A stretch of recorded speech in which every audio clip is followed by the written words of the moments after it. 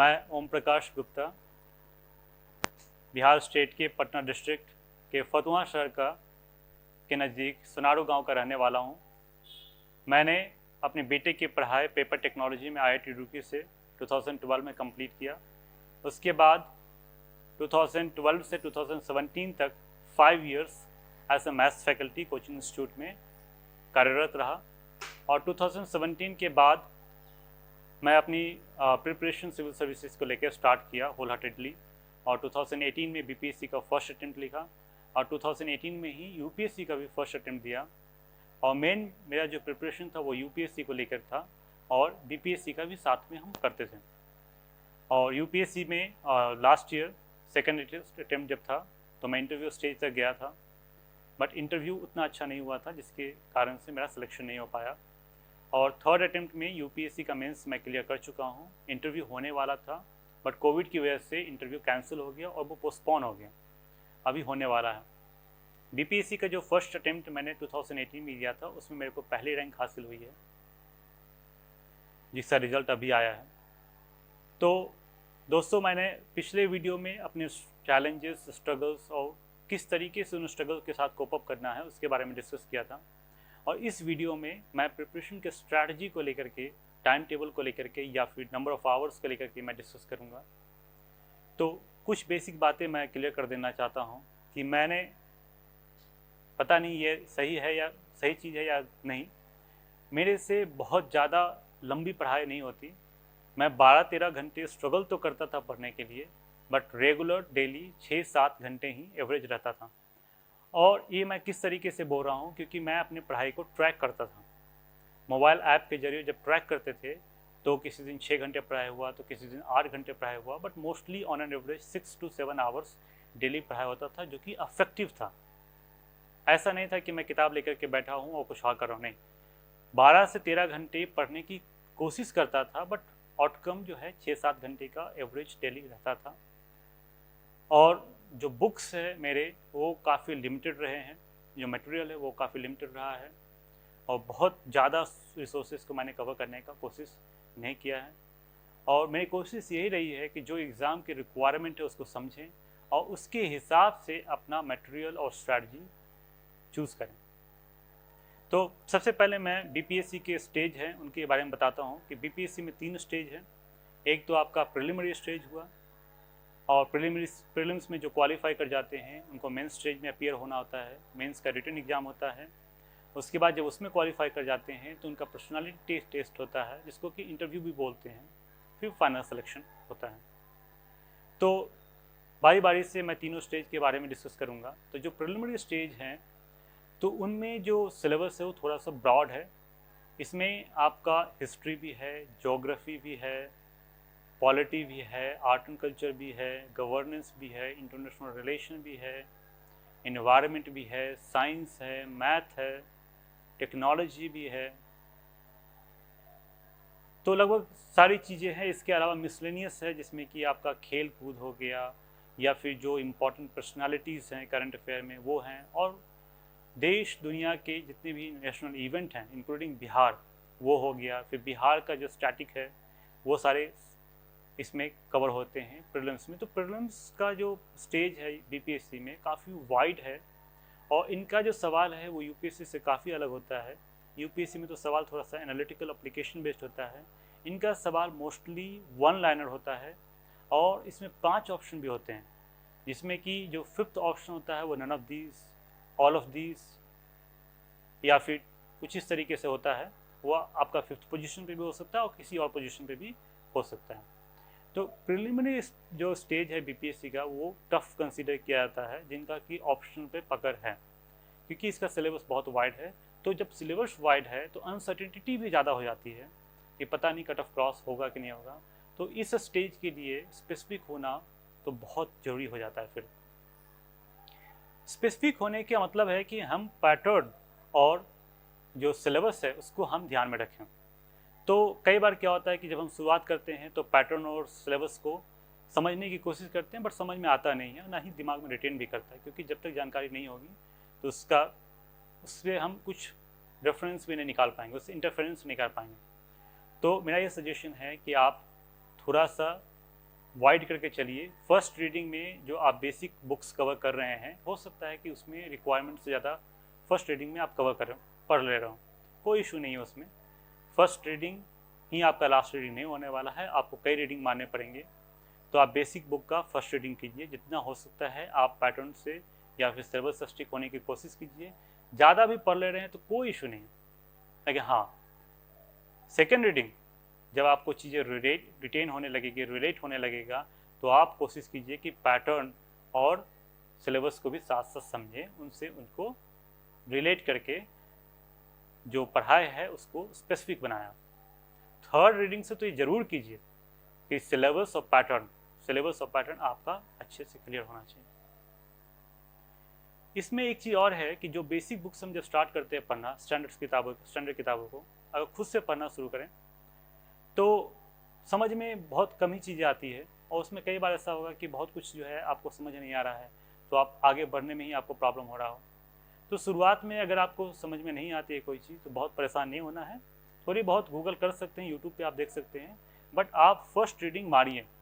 First reading जो है आप कंप्लीट कीजिए बेसिक बुक्स का, हिम्मत करके और पेशेंस रख करके। जब फर्स्ट रीडिंग कंप्लीट हो सकता है कि आपको 10% भी समझ में नहीं आया हो, फ्रस्ट्रेट बिल्कुल नहीं होइए, अभी और करना है। जब आप सेकंड रीडिंग स्टार्ट करेंगे तो आपको बहुत कुछ चीज़ें समझ में आने लगेगी, वो 10% वाली बात नहीं रहेगी, बट हाँ, चीज़ें याद पूरी तरीके से आपके नहीं होगी सेकंड रीडिंग में भी, बट समझ में आने लगेगी। और थर्ड रीडिंग और फोर्थ रीडिंग कीजिएगा, फोर्थ रीडिंग में आपका तो एक स्पीड बन जाएगा, जिसके बाद बहुत कम ही इम्प्रूवमेंट होता है। अगले रीडिंग के बाद फिफ्थ सिक्स कीजिएगा तो बहुत इम्प्रूवमेंट स्पीड को लेकर नहीं होगा, बट हाँ, अंडरस्टैंडिंग तो बढ़ती ही है। अब मैं आता हूँ बुक्स को लेकर के। तो history and art and culture है, तो हिस्ट्री में 3 चीज़ें हो गई, एंशिएंट, मिडिएवल, मॉडर्न, उसके बाद पोस्ट इंडिपेंडेंस भी है, और आर्ट एंड कल्चर है। तो मैंने तो यूपीएससी का जो किताब पढ़ा था हिस्ट्री के लिए, वही बीपीएससी में भी रिवाइज करके गया था। एंशिएंट और मिडिएवल के लिए एनसीईआरटी का किताब आता है, उसको पढ़ा था। मॉडर्न के लिए स्पेक्ट्रम पढ़ा था, और आर्ट एंड कल्चर के लिए नितिन सिंघानिया किया था, जिसको रिवाइज किया था। बट यहाँ पर भी आर्ट एंड कल्चर बहुत ब्रॉड है, तो आप कोशिश कीजिए कि आर्ट एंड कल्चर के किस तरीके के सवाल बीपीएससी में पूछे जा रहे हैं उसी चीज़ को आप कवर करके जाएं, यूपीएससी वाला पूरा कवर ना करें। और उसी तरीके से आपका एंशिएंट और मिडिएवल में भी, लेकिन जो बीपीएससी में है हिस्ट्री का बहुत वेटेज होता है, जिसमें ज़्यादा से ज़्यादा कवर करना है, खास करके एंशिएंट, मिडिएवल, मॉडर्न, जितना ज़्यादा हो सकता है आप उसको कवर कीजिए, इंक्लूडिंग बिहार का भी जो हिस्ट्री है उसको आप पढ़ के जाइएगा। आर्ट एंड कल्चर भी जितना होता है आप कवर कीजिए, बट एक बार आप क्वेश्चन पेपर को देख कर रिलेट कर लीजिएगा। ज्योग्राफी के लिए मैंने एनसीईआरटी पढ़ा था 11th 12th और मैप किया था, उसी को मैं कर करके बीपीएससी में भी गया था। बट ज्योग्राफी में जो सवाल है बीपीएससी में वो किताब से भी आ जाता है, एनसीईआरटी किताब से भी डायरेक्ट आता है। तो आप एनसीईआरटी का जो किताब है 11th और 12th उसको आप अच्छे से करके जाइएगा। इकोनॉमी के लिए श्री राम आईएएस का पढ़ा था, और श्री राम आईएएस से जो इकोनॉमिक्स का बेसिक्स है वो कवर हो जाता है, बट इकोनॉमिक्स का वेटेज कम रहता है, कम सवाल आते हैं। तो बेसिक बातों के लिए तो श्री राम आईएएस है, और कुछ डेटा जो है आप इकोनॉमिक सर्वे का करके जाइएगा, जो आप क्वेश्चन को देखने से आपको आइडिया लगेगा कि किस तरीके के डेटा एग्जाम में पूछे जा रहे हैं। उसके बाद इन्वायरमेंट के लिए शंकर आईएएस किया था, उसी को रिवाइज किया था, लेकिन इन्वायरमेंट का भी वेटेज शायद कम है, तो आप प्लीज़ एक बार आप क्वेश्चन के साथ रिलेट कीजिए। हो सकता है कि जो बायोलॉजी वाला पोर्शन है या उसमें भी जो लूसेंट है इन्वायरमेंट वाला, उससे कवर हो जाएगा। साइंस एंड टेक्नोलॉजी, इसमें साइंस का वेटेज ज़्यादा होता है, और इसके लिए जनरली लोग, जो कि मैंने भी लूसेंट का सहारा लिया था, लूसेंट में साइंस का सेक्शन है, उससे फिजिक्स, केमिस्ट्री, बायोलॉजी, मैंने बायोलॉजी पे ज़्यादा फोकस किया था क्योंकि बायोलॉजी के सवाल भी ज़्यादा होते हैं, और बायोलॉजी में वीक भी था। और फिजिक्स केमिस्ट्री में फिजिक्स फिर इंपॉर्टेंस में आता है, केमिस्ट्री को थोड़ा सा आप कम इंपॉर्टेंस देंगे भी तो चलेगा। उसी में लूसेंट में आपको हो सकता है कि इन्वायरमेंट भी मिल जाए, तो आप इन्वायरमेंट कवर कर सकते हैं। टेक्नोलॉजी में यूपीएससी में थोड़ा सा इमर्जिंग टेक्नोलॉजी से सवाल ज़्यादा होता है। आप इमर्जिंग टेक्नोलॉजी बीपीएससी के लिए भी करना चाहते हैं तो आप मेंस 365 का साइंस एंड टेक वाला पोर्शन होता है, उसको आप कर सकते हैं। उसमें 3-4 साल पहले तक का भी कवर किया रहता है साइंस एंड टेक्नोलॉजी पार्ट, आपको उसमें बीपीएससी के मेंस में भी आपको हेल्प मिलेगा। इंटरनेशनल रिलेशन के लिए आप मेंस 365 का जो कंटेंट आता है आप उसको भी रेफ़र कर सकते हैं। आप किसी भी एक साल का मेंस 365 कवर कर लेंगे तो आपका बेसिक इंटरनेशनल रिलेशन कवर हो जाएगा, और फिर जब आप बीपीएससी के स्पेसिफिक करंट अफेयर करेंगे तो उससे आपका इंटरनेशनल रिलेशन का करंट अफेयर भी कवर हो जाएगा। अब आती है करंट अफेयर की बात। तो करंट अफेयर आप यूपीएससी वाला मत कीजिएगा, क्योंकि यूपीएससी का क्वेश्चन पूछने का तरीका अलग होता है। बीपीएससी स्पेसिफिक, जिसमें कि वन लाइनर सवाल ज़्यादा होता है, करंट अफेयर की किताबें आती हैं। और करंट अफेयर तो चूँकि बहुत ब्रॉड है, तो करंट अफेयर हम उतना ही करेंगे जितना कि हो सकता है। आप यूँ समझें कि बेसिक किताबें एक फाउंडेशन है, उससे आपको बहुत सारे मार्क्स मिलेंगे बीपीएससी में, और जो करंट अफेयर है वो सुपर स्ट्रक्चर है, आगे बढ़ने का तरीका है। तो उसमें जितना कवर होता है कवर कीजिए, उसमें बिल्कुल फ्रस्ट्रेट होने की ज़रूरत नहीं है कि हमने करंट अफेयर पूरा का पूरा कवर नहीं किया, क्योंकि पूरा का पूरा करंट अफेयर कहीं एग्जिस्ट करता नहीं। तो करंट अफेयर में जितना हो सकता है करें, उसमें बिल्कुल एंग्जाइटी में आने की ज़रूरत नहीं है। ये आपका प्रिलिमिनरी स्टेज है। आप सारी जो मटेरियल हैं वो कर लेंगे, उसके बाद भी एक अनसर्टिनिटी का एलिमेंट रहेगा, क्योंकि वहाँ पे टिक करते वक्त हो सकता है कि आपसे एरर हो जाए। ये एक अच्छी बात है बीपीएससी में कि आपका नेगेटिव मार्किंग नहीं है, तो आप 150 का 150 सवाल अटेम्प्ट करके आ सकते हैं, और अटेम्प्ट करना भी है। लेकिन हो सकता है कि एरर ज़्यादा हो जाए तो आपके स्कोर कम हो जाए और कट से क्रॉस ना करे, तो उसमें परेशान नहीं होना है। अनसर्टिनिटी का एलिमेंट है, उसको हम्बली एक्सेप्ट करना है और आगे मेहनत करना है, पोलाइटली मेहनत करना है, क्योंकि अनसर्टेनिटी का स्टेज आपका प्रिलिमिनरी स्टेज पे ही नहीं, मेंस और पर्सनालिटी टेस्ट के स्टेज पे भी रहेगा। अब मैं आता हूँ मेंस के स्टेज में। अब मेंस का स्टेज प्रीलिम्स के स्टेज के मुकाबले काफ़ी नैरो हो जाता है। मेंस स्टेज पे आपका 3 पेपर है। एक तो आपका GS1 पेपर है, फिर GS2 पेपर है, और तीसरा पेपर आपका होता है ऑप्शनल सब्जेक्ट। इसमें क्या है कि आपका तीनों पेपर 300 मार्क्स का रहेगा। 300 पेपर 1, 300 मार्क्स से paper 2, and optional paper 300 marks का। तो पेपर 1 की अगर हम बात करें तो पेपर 1 में 3 सेक्शन है। एक तो आपका हिस्ट्री का सेक्शन हुआ, हिस्ट्री एंड कल्चर का सेक्शन हुआ, दूसरा आपका करंट इवेंट का सेक्शन है, और तीसरा आपका स्टैटिस्टिक्स है। पेपर 2 GS पेपर 2 में आपका 3 सेक्शन है। एक तो आपका पॉलिटी एंड गवर्नेंस है, और दूसरा आपका इकोनॉमी एंड ज्योग्राफी है, और तीसरा में आपका साइंस एंड टेक्नोलॉजी है। और ऑप्शनल सब्जेक्ट में आपका ऑप्शनल की सारी चीज़ें होती है, जिसके बारे में हम नेक्स्ट वीडियो में डिस्कस करेंगे। अब यहाँ पे सिलेबस को देखना बहुत इम्पॉर्टेंट है। कई सारे बच्चे मेंस के सिलेबस को नहीं देखते हैं, और वो ब्लाइंडली प्रिपरेशन करते रहते हैं, पढ़ते रहते हैं, जिनसे कि मेंस में परफॉर्मेंस उनका काफ़ी हैम्पर होता है। जैसे कि पेपर 1 GS पेपर 1 की हम बात करें तो हिस्ट्री एंड कल्चर के सवाल के कम से कम पॉइंटर जो है वो फिक्स है। तो जैसे कि आपका ट्रैवल से सवाल आएगा, ट्रैवल में उसमें लिखा हुआ है कि बिरसा मुंडा या फिर आपके और भी जो ट्रैवल लीडर्स के थे। तो मैं क्या करना चाहता हूँ कि वहाँ पे जो पॉइंट हैं उसके बारे में, जो भी पॉइंटर्स हैं वहाँ पे, जो भी टॉपिक मेंशन किया हुआ है, आप उसी के इर्द गिर्द घूमिए। उसमें अगर आपको ज़्यादा नॉलेज इकट्ठा करना है तो आप उसका नॉलेज इकट्ठा कर सकते हैं, स्पेक्ट्रम भी पढ़ सकते हैं, और थोड़ी बहुत गूगल भी कर सकते हैं आप। लेकिन उसमें कुछ ही टॉपिक्स हैं जिस पे कि कवर करना है हिस्ट्री एंड कल्चर में, वो करेंगे आपका बहुत अच्छे से परफॉर्मेंस आएगा पेपर 1 के हिस्ट्री एंड कल्चर वाले सेक्शन में। क्या क्या सिलेबस में है वो आप सिलेबस रेफर करके उस पॉइंट को, टॉपिक को देख सकते हैं। करंट इवेंट में भी, चूंकि मैं बताया कि करंट अफेयर बहुत ब्रॉड होता है, तो इसमें जो ब्रॉड टॉपिक्स हैं, बड़े बड़े जो इशूज़ हैं, चाहे नेशनल इंपॉर्टेंस का हो चाहे इंटरनेशनल इंपॉर्टेंस का हो, आप उसमें 40-50 टॉपिक कर लीजिए, उसको अच्छे से कर लीजिए। आप उसके लिए विजन IAS का मंथली मैगजीन से भी यूज़ कर सकते हैं, या फिर मेंस 365 अगर अवेलेबल है तो उसका भी इस्तेमाल कर सकते हैं। और भी कोचिंग का है, बट मैंने चूँकि विजन IAS से पढ़ा था तो मेरे को उसका ज़्यादा आइडिया है। तो मंथली मैगजीन से भी 40-50 टॉपिक देख सकते हैं, उसको बार बार आप रिवाइज कर लीजिए, तो आपको एक अंडरस्टैंडिंग बन जाएगी, तो करंट इवेंट के सवाल आप कवर कर लेंगे। जो तीसरा सेक्शन है वो बहुत इंपॉर्टेंट है, क्योंकि 300 मार्क्स में से 72 मार्क्स का जो है वो स्टैटिस्टिक्स पूछा जाता है, और वो स्टैटिस्टिक्स बहुत भारी नहीं होता, वो 10th लेवल का ही होता है। लेकिन बहुत सारे लोग जो हैं वो स्टैटिस्टिक्स के सवाल में गलती करते हैं। वो अगर कवर हो जाए तो 72 मार्क्स से 72 मार्क्स बीपीएससी में हासिल हो सकता है जीएस पेपर 1 में। तो स्टैटिस्टिक्स की पढ़ाई कैसे करनी है, तो उसमें भी यही बात आती है कि आप सिलेबस में देखिए कौन कौन से टॉपिक से स्टैटिस्टिक्स का सवाल पूछा जा रहा है, और उसके लिए आप बेसिक किताबें जो आती है 10th स्टैंडर्ड के नीचे वाली जो किताबें आती है आप उसको रेफ़र करके आप इम्प्रूव कर सकते हैं। जैसे फॉर एग्जांपल परसेंटेज, रेशियो और भी जो दूसरी चीज़ें हैं जिसको कि करनी पड़ती है तो आप उसको कर सकते हैं। ये बहुत इंपॉर्टेंट भी है क्योंकि आप कोई भी इकोनॉमिक सर्वे वगैरह भी पढ़ेंगे तो अगर ये क्लियर नहीं है तो आप उसको समझ ही नहीं पाएंगे, उससे कुछ इन्फर ही नहीं कर पाएंगे। तो स्टैटिस्टिक्स पे काम करना है अगर आप मेंस की तैयारी कर रहे हैं तो। जीएस पेपर 2 में आता है पॉलिटी एंड गवर्नेंस।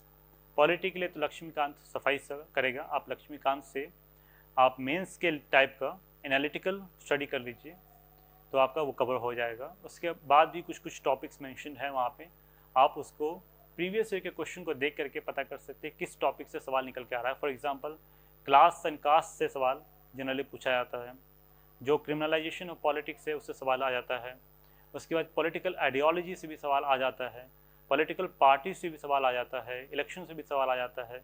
तो आप प्रीवियस ईयर के क्वेश्चन देख करके वहाँ से टॉपिक्स को सेपरेट कीजिए कि किस किस टॉपिक से जीएस पेपर 2 के पॉलिटी सेक्शन में सवाल पूछे जा रहे हैं। आप उसको गूगल के जरिए भी प्रिपेयर कर सकते हैं, ज़्यादा कुछ प्रिपेयर नहीं करना है। अगर क्लास एंड कास्ट के बारे में है तो बस 1-2 पेज का भी अगर आप क्लास पे और कास्ट पे कर लेते हैं तो आपका हो जाएगा। आप देखिएगा वो जो सवाल आते हैं वो देखिएगा कि आपके कंटेंट से वो सवाल एड्रेस हो रहा है कि नहीं हो रहा है। उसके बाद कोलिशन, जैसे कोलिशन गवर्नमेंट में भी होता है तो उतना ही करना जिससे कि सवाल एड्रेस हो जाए। उसके बाद हमारा है सेक्शन 2 जिसमें कि इकोनॉमी एंड ज्योग्राफी। ज्योग्राफी से सवाल बहुत ज़्यादा नहीं आता है, फिजिकल ज्योग्राफी से एक दो सवाल आ जाते हैं। तो आप फिजिकल ज्योग्राफी जो 11th क्लास का होता है उसको आप अच्छे से कर सकते हैं। इकोनॉमी में जो सवाल आते हैं वो बहुत बेसिक आता है। इकोनॉमी में कुछ टॉपिक फिक्स्ड हैं, आप उस टॉपिक को सेपरेट करके करिएगा। यूपीएससी में तो इकोनॉमिक्स से बहुत सारे टॉपिक हैं बट यहाँ पे उतने ज़्यादा नहीं है। जैसे एग्रीकल्चर से सवाल आता है, एम्प्लॉयमेंट से सवाल आ सकता है, ग्रोथ से आ सकता है, पॉवर्टी एंड हंगर से सवाल आ सकता है। ये सारा टॉपिक आपका यूपीएससी में भी है लेकिन इंफ्रास्ट्रक्चर वगैरह से ज़्यादा सवाल नहीं आता है, कम ही चांसेस है कि आएगा। तो जो टॉपिक है उस टॉपिक के बारे में इतना ही पढ़िए जिससे कि सवाल एड्रेस हो जाए। फॉर एग्जांपल एम्प्लॉयमेंट पे बहुत ज़्यादा जानने की ज़रूरत नहीं है। एम्प्लॉयमेंट क्या है, एम्प्लॉयमेंट को कैसे मेजर करते हैं, एम्प्लॉयमेंट कितने तरह का होता है, फिर इसके बाद एम्प्लॉयमेंट है तो किस सेक्टर में एम्प्लॉयमेंट किस वजह से नहीं है, क्या कारण है, उसको कैसे सॉल्व करना है, गवर्नमेंट का क्या इनिशिएटिव है, सोसाइटी के लेवल पर और क्या किया जाना चाहिए। इसको हम एजुकेशन से लिंक करेंगे, स्किल डेवलपमेंट से लिंक करेंगे, कंजम्पशन से लिंक करेंगे। इस तरीके से करके हम इकोनॉमी का प्रिपरेशन करेंगे। साइंस एंड टेक्नोलॉजी में भी वही बात आती है कि आप प्रीवियस ईयर के क्वेश्चन को देख करके टॉपिक सेपरेट कीजिए और उतना ही पढ़िए जितना ज़रूरत है। फॉर एग्जांपल जैसे कि न्यूक्लियर एनर्जी से सवाल बहुत ही बेसिक आते हैं कि न्यूक्लियर एनर्जी क्या है, उसको हम कैसे हार्नेस कर सकते हैं, क्या टेक्नोलॉजी है। टेक्नोलॉजी बेसिक, जैसे हमारे यहाँ 3 फेज प्रोसेस है उसको कर लिया, फिर उसके क्या फ़ायदे हैं न्यूक्लियर एनर्जी के, क्या नुकसान है और क्या चैलेंजेस है न्यूक्लियर एनर्जी के एक्सपेंशन को लेकर के इंडिया में, और उसका इंटरनेशनल रिलेशन से क्या संबंध है और क्या वे फॉरवर्ड होना चाहिए। बस इतना ही। उसमें ऐसा नहीं है कि आप जो टेक्नोलॉजी है उसके बहुत बारीकी में जा रहे हैं, या फिर जैसे 3 फेज प्रोसेस है उसमें पहला फेज है जैसे हेवी वाटर है तो आप उसकी पूरी टेक्नोलॉजी ही समझ रहे हैं, नहीं, उसका बेसिक बातें आपको क्लियर होना चाहिए। मैं बार बार रिपीट कर रहा हूँ कि मेंस स्टेज पे उतना ही पढ़े जितना कि रिक्वायर्ड है। ऑप्शनल को लेके मैं अलग से वीडियो बनाऊंगा, उसमें सारा डिटेल कवर करूंगा। अब इसमें आता है कि इसमें लिखना किस तरीके से है आंसर। तो आंसर को जनरली 32 पेजेस होते हैं, तो 8 क्वेश्चन होते हैं, तो ऑन एन एवरेज 4 पेजेस आपको एक क्वेश्चन पे देना है। तो किस तरीके से आंसर लिखेंगे कि अच्छा आंसर माना जाएगा उसको। तो अच्छा आंसर का तो कोई डेफिनेशन नहीं होता है, लेकिन हाँ आंसर में लिखते वक्त कुछ बातों का बहुत ध्यान रखना है। एक तो जो डिमांड है, जो क्वेश्चन जो डिमांड करा उसको आप समझिए। एक बार में समझ में नहीं आता, दोबारा पढ़िए, तिबारा पढ़िए और बीच बीच में भी पढ़ते रहिए जब आप आंसर लिख रहे हैं। क्वेश्चन का डिमांड एड्रेस होना चाहिए। क्वेश्चन का जब आप डिमांड एड्रेस करने जा रहे हैं तो सबसे पहले एक आप कुछ इंट्रोडक्टरी लाइन लिखिए, 2 लाइन का, 3 लाइन का। चूँकि 4 पेज में आपको 4 पेजेस में आपको आंसर करना है, तो आप 2-3 लाइन का, 3 लाइन का आप इंट्रोडक्शन लिख सकते हैं। और वो इंट्रोडक्शन ऐसा लगना चाहिए कि क्वेश्चन के आंसर को बिगिन कर रहा है, इनिशिएट कर रहा है, और वो आपको आंसर राइटिंग करने से डेवलप होगा। और कंक्लूजन ऐसा होना चाहिए कि जो आपने आर्ग्यूमेंट किया है उसको कंक्लूड कर रहे हैं। कई बार कंक्लूजन इम्पॉर्टेंट नहीं होता है, तो हम कुछ करंट इवेंट डाल देते हैं या फिर कोई ऑप्टिमिस्टिक एंड डाल देते हैं, वे फॉरवर्ड डाल देते हैं। बहुत परेशान होने की ज़रूरत नहीं है, बट ये है कि कंक्लूजन रियलिस्टिक लगना चाहिए। आर्टिफिशियल आप वहाँ पे कुछ भी ऐड नहीं कर दीजिएगा। फिर इसमें क्या है कि पेजेस चूँकि 4 है एक क्वेश्चन पे, तो हम क्या करेंगे कि थोड़ा सा इलाबोरेट करके आंसर लिखेंगे। यूपीएससी में क्या होता है कि कट शॉर्ट करके पॉइंट वाइज आंसर लिखते हैं, बट यहाँ पे उसी चीज़ को एलाबोरेट करके लिखेंगे तो आसानी से जो है 4 पेजेस में कवर हो जाएगा।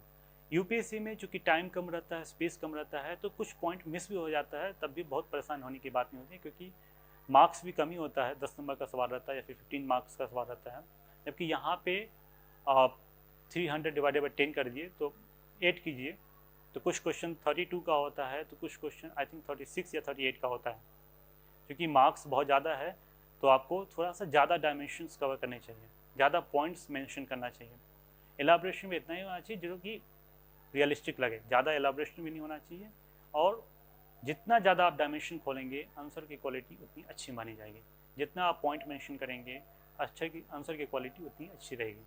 बट आप बीच बीच में ज़रूर क्वेश्चन को पढ़ें, क्योंकि क्वेश्चन के कई सब पार्ट्स होते हैं। हम एक पार्ट को आंसर करते हैं, 2 पार्ट को मेंशन करते हैं, कोई पार्ट भूल जाते हैं। मेरे साथ ऐसा हुआ है कि एक पार्ट तो मैंने आंसर ही नहीं किया, तो ऐसा नहीं होना चाहिए। आप पढ़िए। और इसमें एक अच्छी बात यह है कि हो सकता है कि अगर आप एक पार्ट मिस कर गए हैं तो आप 5वीं पेज में भी उसको कवर कर सकते हैं। लेकिन जब हम एक्स्ट्रा चीज़ें लिख देते हैं जो कि रिक्वायर्ड नहीं होता है, तो उससे आंसर की क्वालिटी पर अफेक्ट होता है। ऐसा भी हो सकता है कि आपको किसी का आंसर 3 पेजेस में ही आ रहा है, तो उसमें भी बाइंड अप कर सकते हैं, बट ओवरऑल आप 32 पेजेस कंप्लीट करने का कोशिश कीजिएगा। और इसके लिए बात है कि भाई कितने घंटे पढ़ाई करना चाहिए, तो 6-7 घंटे का आप एवरेज रखिए, प्रतिदिन पढ़ाई करना चाहिए, क्योंकि चीज़ें दिमाग में रिटेन होनी चाहिए। आंसर राइटिंग कितना करना चाहिए, तो ये आंसर राइटिंग कितना करना चाहिए इसका कोई फॉर्मूला नहीं है। जैसे मैंने आंसर राइटिंग बहुत ज़्यादा नहीं किया था, लेकिन मेरे से आंसर राइटिंग हो भी नहीं रहा था। मैं एक क्वेश्चन को मैं इतना टाइम ले रहा था कि मेरे को समझ ही नहीं आ रहा था कि कैसे होगा। और जो मैं बीपीएससी का मेंस दे रहा था 2019 में, उससे 1 महीने पहले तक भी जीएस को लेके इतना ज़्यादा एंग्जाइटी था मेरे अंदर, मुझे समझ ही नहीं आ रहा था कि मेरे से कैसे होगा। मैं कई लोगों से कंसल्ट किया, लोगों ने तो बहुत कहा कि ये तो बहुत आसान चीज़ है, आसानी से हो जाएगा, बट मेरे अंदर कॉन्फिडेंस बिल्कुल नहीं आ रहा था। तो फिर मैंने क्या किया कि उस 1 महीने में ये जो कंटेंट है इस पर पढ़ना शुरू किया। इसको जब बार बार रिविज़न किया तो चीज़ें रिकॉल होने लगी। उसके बाद जब मैं सवाल को लिखना शुरू किया तो मेरे हाथ चलने लगे। तो राइटिंग स्पीड तो मैटर करता ही करता है, बट कंटेंट भी बहुत मैटर करता है। और वो कंटेंट तभी रिकॉल होंगे जब आप इंटेंस रिवीजन करते हैं एग्ज़ाम से पहले। तो मैं सजेस्ट करूंगा कि इंटेंस रिवीजन के साथ साथ आप आंसर भी लिखें, पढ़ने के बाद लिखें। बिना पढ़े आप आंसर लिखेंगे तो आप जनरल आंसर लिखेंगे, उसकी क्वालिटी बहुत अच्छी नहीं होगी। हो सकता है कि आपसे वो लिखा भी ना जाए, हो सकता है आपको बहुत टाइम लग जाए। तो आप पहले इंटेंस रिवीजन कीजिए, कंटेंट पे कमांड बनाइए, उसके बाद जाकर के आप लिखने जाइएगा, तो आप आराम से क्वेश्चन को टाइमली कवर कर सकते हैं। हो सकता है कि आपको पहला क्वेश्चन में ज़्यादा टाइम लग जाए, हो सकता है कि 20 मिनट की जगह पे फर्स्ट क्वेश्चन में आप 35 मिनट 40 मिनट ले रहे हैं, उसमें परेशान होने की बात नहीं है। जो स्टैटिस्टिक्स वाला पोर्शन है जीएस पेपर 1 में, जनरली उसको पहले प्रयास किया जाता है, क्योंकि स्टैटिस्टिक्स में थोड़ा सा बहुत कैलकुलेशन भी होता है, बहुत कन्फ्यूजन भी होता है। तो स्टैटिस्टिक्स में सवाल आप थोड़ा सा अगर ज़्यादा समय भी ले लेते हैं तो बहुत इशू की बात नहीं है, क्योंकि हिस्ट्री के क्वेश्चन रिपीटेटिव होते हैं, वो कम टाइम में भी लिखा जाता है। फिर भी आप एक पेपर प्रैक्टिस करके देख लीजिएगा। ये था हमारा जीएस को लेकर के मेंस स्टेज पे प्रिपरेशन। अब आती है पर्सनालिटी टेस्ट की। तो पर्सनालिटी टेस्ट में कंटेंट नॉलेज मैटर करता है। कैसे मैटर करता है? क्योंकि आप कुछ भी बोलेंगे तो वो बैलेंस्ड होना चाहिए, ऑब्जेक्टिव होना चाहिए। आपके बातों से सोसाइटी के लोगों के प्रति कंपैशन, एम्पैथी और टॉलरेंस रिफ्लेक्ट होना चाहिए। ये सभी तभी संभव है जब आपके पास इंफॉर्मेशन है, तभी आप होलिस्टिकली आंसर कर सकते हैं, ऑब्जेक्टिवली आंसर कर सकते हैं। तो नॉलेज मैटर करता है, साथ में वैल्यू सिस्टम जो आप रिफ्लेक्ट करना चाहते हैं उसको भी आप माइंड में फ्रेश कर लीजिएगा कि ये चीज़ें रिफ्लेक्ट होनी चाहिए। साथ में जो आपका बैकग्राउंड रहा है उसको भी हल्का पॉलिशिंग की ज़रूरत है, जिससे जो अच्छी बातें हैं वो रिफ्लेक्ट हो। और पूरे इंटरव्यू के दौरान कामनेस, पेशेंस बहुत ज़रूरी है, कॉन्फिडेंस बना के रखना है, अपने माइंड पे, अपने स्पीच पे कंट्रोल रखना है, क्योंकि हमें वहाँ पे जाके माइंड को यूज़ करना है, रटी रटाई बात नहीं करनी, माइंड को इस्तेमाल करना है और सोच समझ करके आराम से सुनने के बाद रिप्लाई करना है, रिएक्शनरी नहीं होना चाहिए। बहुत सारे सवाल का अगर आंसर नहीं कर पाते हैं, परेशान होने की कोई बात नहीं है, आप उनको सीधे मना कर सकते हैं कि I am not aware of that, I am not able to recall that. उसमें कोई इशू नहीं है। उस पर आप अगर ब्लफ करते हैं तो आप अपना टाइम, कीमती टाइम बर्बाद कर रहे हैं, क्योंकि आप 20-25 मिनट में वो पॉजिटिव चीज़ें रिफ्लेक्ट करना है आपको जो आप कर सकते हैं। 20-25 मिनट में आपके पास इनफ टॉपिक्स है जिस पे कि आप डिस्कस कर सकते हैं। जो टॉपिक पे आपका कमांड नहीं है वो चला जाए तो ज़्यादा बेटर है, बट भागना भी नहीं है। जो भी टफ सिचुएशन आता है पर्सनालिटी टेस्ट के टाइम पे उसको फेस करना है, भागना नहीं है। पोलाइटली आप बोलिए उनके कि मुझे रिकॉल करने में प्रॉब्लम हो रही है, या फिर मुझे और इसमें जानकारी इकट्ठा करने की ज़रूरत है, मेरे पास फैक्ट नहीं है, मेरे पास स्टैटिस्टिक्स अभी नहीं है, मेरे हिसाब से जो मैंने पढ़ाई किया है उस हिसाब से मेरा ये व्यू बनता है। या फिर आप ये भी बोल सकते हैं कि ये ऐसा परसेप्शन है, या फिर न्यूज़पेपर की रिपोर्ट के हिसाब से मैं ये बोल रहा हूँ। बिल्कुल दिमाग का इस्तेमाल करना है और पेशेंसली इंटरव्यू को डील करना है। इंटरव्यू स्टेज बहुत कंफर्टेबल रहता है, उसमें बहुत परेशान होने की ज़रूरत नहीं है पर्सनालिटी टेस्ट में।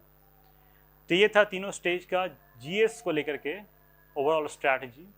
टाइम टेबल की अगर हम बात करें तो टाइम टेबल के लिए कोई रिजिड नहीं होना है। टाइम टेबल आप अपने कंफर्ट के हिसाब से, कंफर्ट एंड एफिशिएंसी, इसको बैलेंस करके आप बना सकते हैं। जैसे मेरे से कोई टाइम टेबल फॉलो नहीं हो पाता है, बट ये है कि मैं बैलेंस करके सारी चीज़ों को लेकर चलता हूँ कि चलो आज नहीं हुआ तो कल तो ज़रूर करेंगे, और अगर आज आंसर राइटिंग नहीं हुआ तो कल करेंगे। इस तरीके से टाइम टेबल एक बैलेंस्ड होना चाहिए और ऐसा होना चाहिए जिससे कि इम्पैक्ट पड़े।